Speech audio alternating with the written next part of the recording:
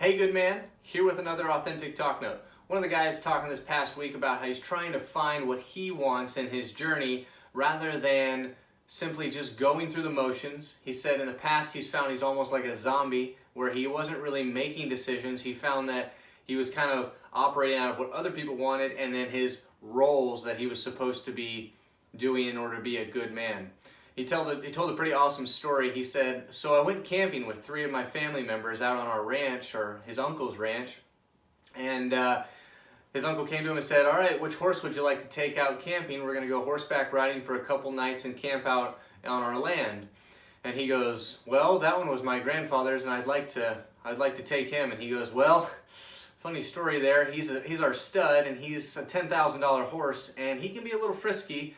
And you don't have a whole lot of experience on horses, so maybe pick a different one. And he was like, no, I want that. And he said, I started thinking about what do I want? And so I used that to really be assertive and say, I want that horse. I want to be in touch with my grandfather, and I'm going to take that horse. And the uncle said, all right, go ahead.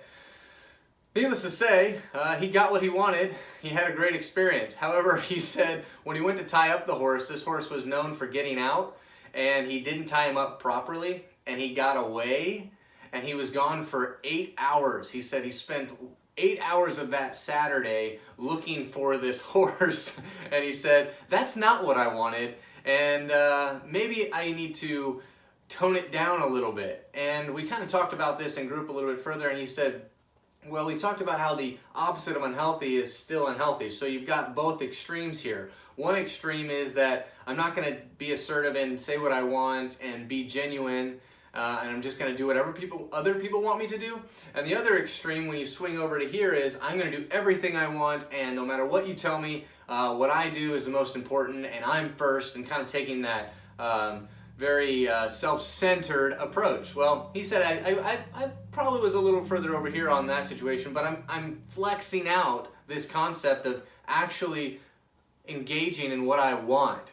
And he said, so it's a funny story, but he said I was kind of embarrassed and I really didn't find a whole lot of fun in it with 8 hours looking for a horse. So I think we can all relate in that when we go on this journey that we're trying to find our way and what we're doing is unhealthy and we'd like to try a different approach, and it's okay to swing over to the other side and be unhealthy in that for a little bit, as long as we're keeping our awarenesses and we're using this as a data point.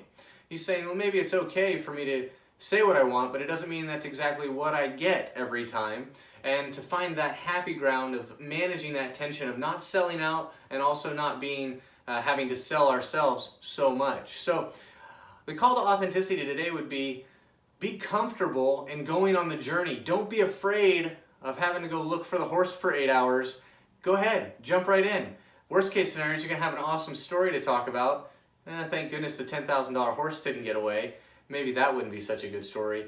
But don't be so afraid and fear-stricken in that you don't go on the journey, you don't explore, and just give yourself enough grace to maybe mess up a little bit, maybe get a little messy, maybe have a funny experience, and don't wear it as guilt. However, use it as an opportunity to learn to get yourself and understand yourself so that you can start to know what you want. So tying that back to the circle of relationships, this is definitely a one, and probably intellectual and emotional would be the closest ones to this, where you know your thoughts and you know your desires and your wants, and you're connecting the two to create an experience for yourself. So number one circle, intellectual and emotional health. So I look forward to hearing how you mess up a little bit and go on the journey of saying what you want and being free in that to find out what actually do you want.